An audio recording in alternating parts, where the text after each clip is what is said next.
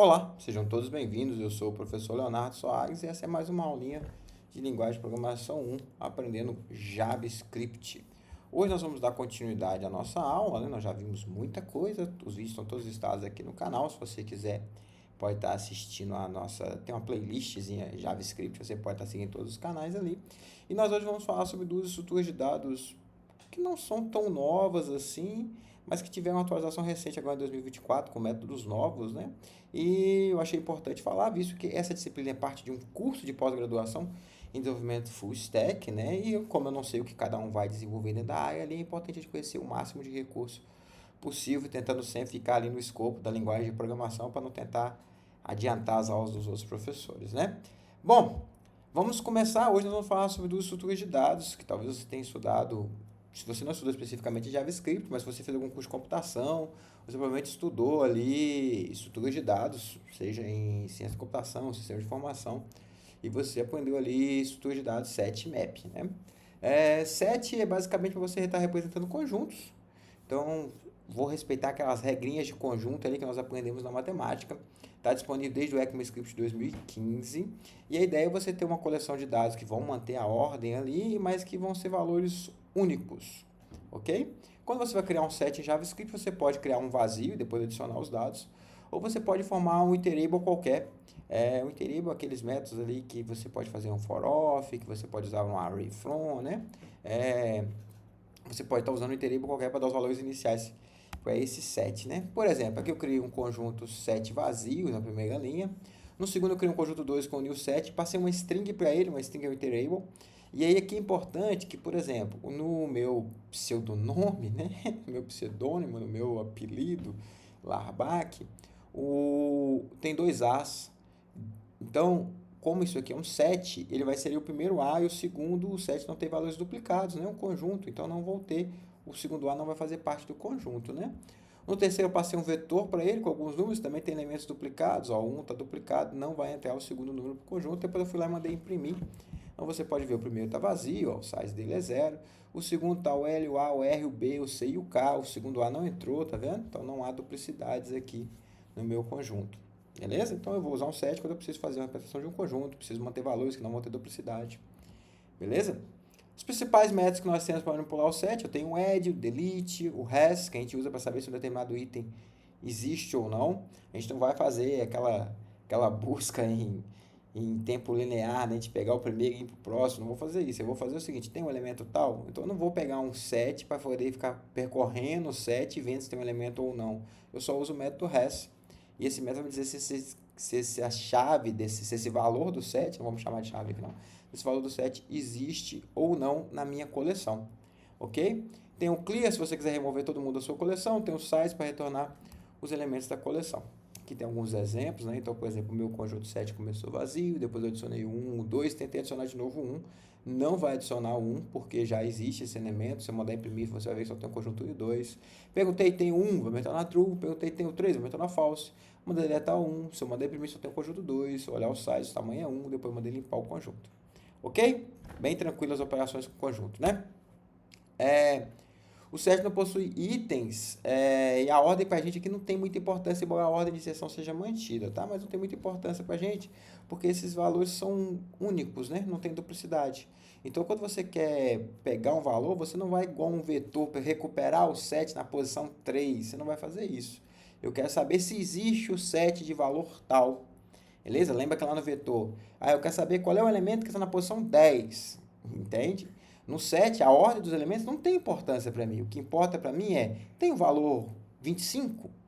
Tem o valor. Se o valor 25 é o 0, é o 1, é o 2, é o 3, isso não tem importância para a gente, ok? Aí eu uso o método res para ver se ele existe ou não. Mas como eu já disse no começo, né, os sets são iteráveis, então você pode perfeitamente percorrê-lo como um loop. Temos aqui um exemplo. E como eu comecei essa aula dizendo, a partir de 2024, então agora já está funcionando, estou gravando esse vídeo em 2025.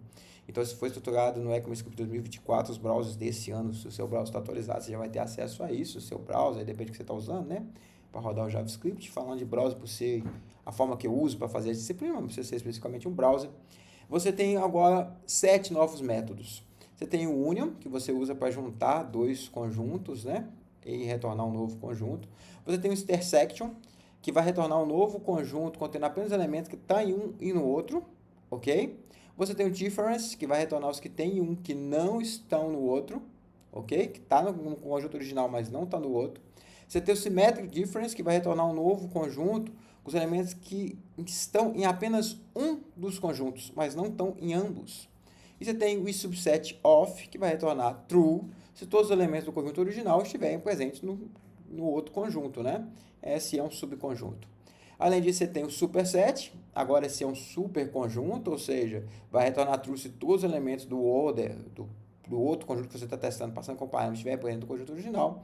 E o disjoint from, quer dizer, se não há elementos entre os conjuntos, o original e que você está passando como parâmetro. Então, são métodos muito úteis se você precisa, por algum motivo na sua aplicação, estar fazendo ali operações de conjuntos, né? Aqui tem alguns exemplos de como que a gente usa, vocês podem testar isso com calma, fazer seus exemplos, implementar o código, fixando o conteúdo, né? Eu sempre digo que essa aula é importante que ela fique curta, porque é um vídeo para o YouTube, mas o tempo que você vai gastar com cada aula dessa, isso aí é por você. Então, eu estou disponibilizando aqui uma aulinha de 20 minutos, mas essa aulinha, se fosse aqui presencial, dando, mostrando os exemplos, fazendo exercício, fácil, isso aqui virava 4 horas de aula, tá? Com exercícios, né? Com prática, com exemplos, com vocês perguntando e tal. Então, use esse tempo para estar estudando, beleza? Bom, além do set, nós vamos ver o map. O map é uma estrutura de dados para você armazenar chave e valor. Pessoal, a gente faz isso com vetores. A gente faz isso com vetores, não, a gente faz isso com objetos em JavaScript, né? Só que em um map, você pode usar qualquer tipo de dado, pode ser usado com chave, inclusive um outro objeto, uma função, já que funções são first class citizens, lembra? Você pode usar o que você quiser, e você não fica restrito a como você está no objeto, a string e symbol. No mapa, você pode usar qualquer coisa na chave e qualquer coisa ali no valor, ok? Por exemplo, criei aqui um mapa, ó, com um construtor, né, new map. Vou lá, mapa.set, o nome é look. Aí, criei aqui, a chave é 19 e o valor é idade. A chave é true e o valor é escolhido. A chave é false e o valor é filho de Vader. Tá vendo? Aqui tem um monte de referências para Star Wars aqui. Eu espero que vocês tenham pegado todas elas. E depois eu vou lá e mando imprimir esse mapa. Ok? Então eu posso definir a chave e o valor e eu posso usar qualquer coisa ali na que eu estou trabalhando com a minha chave. A hora que eu mandar imprimir esse mapa lá, ele foi lá e falou para mim, ó, você tem um nome, que é Luke, um 19, que é o idade, o true, que é o escolhido, e o false, que é o filho de Vader. Belezinha? Além do método set que você está usando aqui para definir, ó, você não usa o add, usa o set, ok? Além do método set que você tem para definir, você tem o get, que é onde você vai pegar um valor associado à chave, você tem o res, que vai verificar se uma chave existe ou não, e você tem o delete, que você usa para remover uma chave, e obviamente vai remover a chave, vai remover o valor que está associado a ela, você vai trabalhar com pares ali, né? Então, se você remover a chave, você remove o valor, e você tem o clear, que você usa para limpar todo o mapa que você está usando.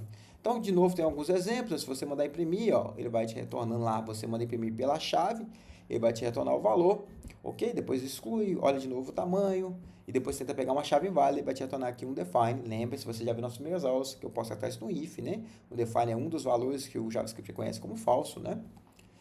Muito bem. Caso a gente use uma variável não primitiva, a gente tem que ter cuidado em mostrar a mesma referência.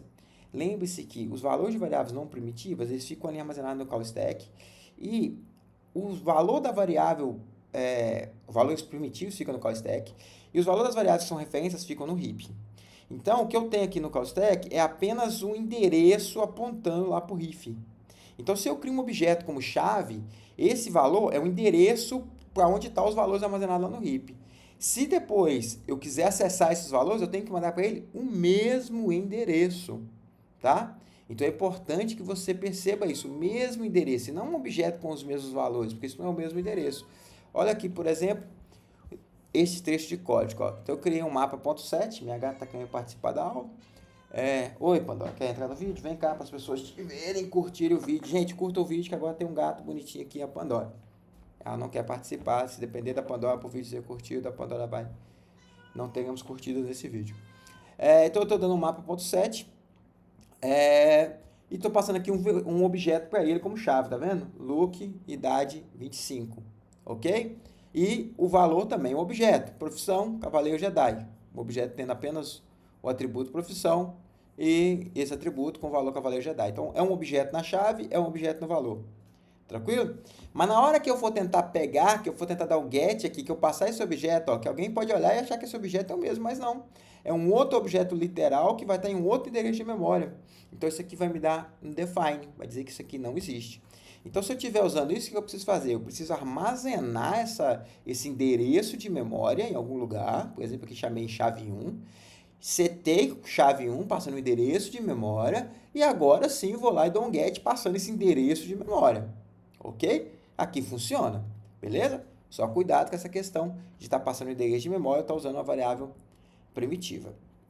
Para criar um mapa, você pode criar ele na unha ali, né? Algo bem próximo ao que a gente fazia com objetos literais.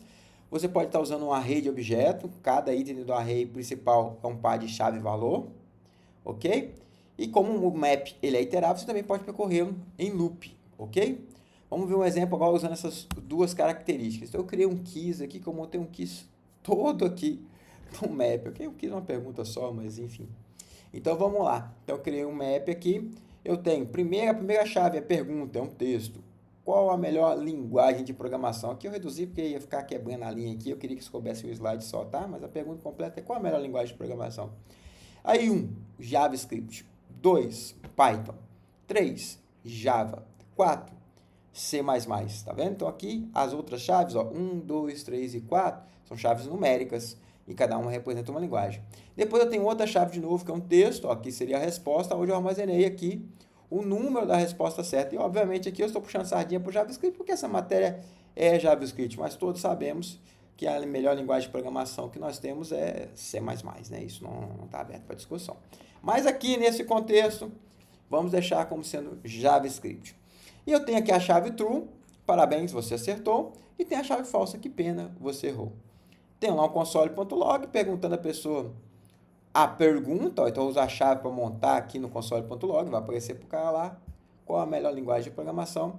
Agora eu faço um for, ó, um for off, ok? Ó, um for off.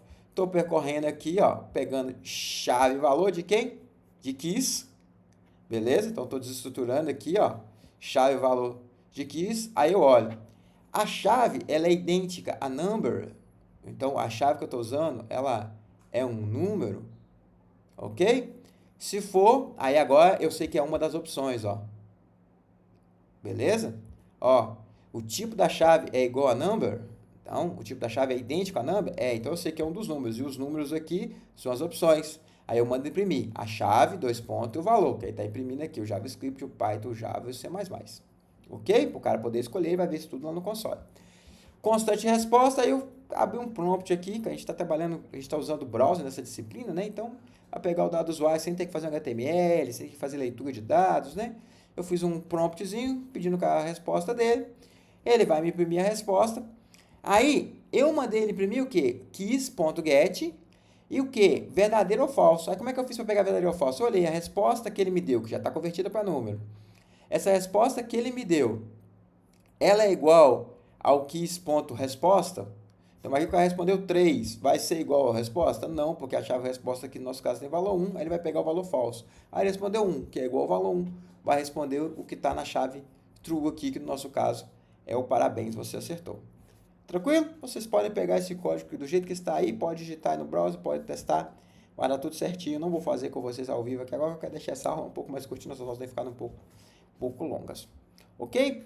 Bom, pessoal, era isso para a aula de hoje. Como eu mencionei, uma aula bem curtazinha, estamos só aprendendo mais duas estruturas de dados que eu espero que seja útil, ou melhor, espero que se você vier a precisar, você já tenha o conhecimento que você necessitava para estar utilizando a estrutura de dados e mesmo reconhecer uma oportunidade, né? Ah, eu estou fazendo uma coisa aqui que a melhor estrutura de dados seria eu fazer com um set. Ah, pessoal, mas eu posso fazer isso com um vetor e só não deixar duplicar? Poderia, mas eu tenho uma estrutura de dados própria que vai ser um acesso muito mais rápido, muito mais otimizado.